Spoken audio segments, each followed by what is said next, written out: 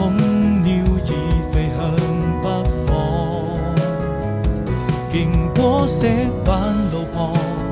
點點星光帶來無限遐想，是迷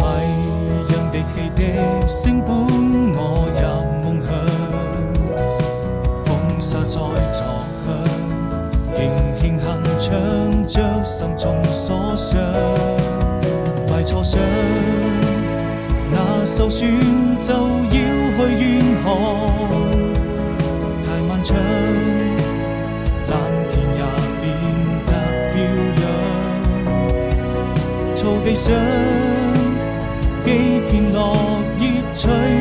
風飄蕩，彷彿你眼裏再沒有了淚光，伸出一雙翅膀，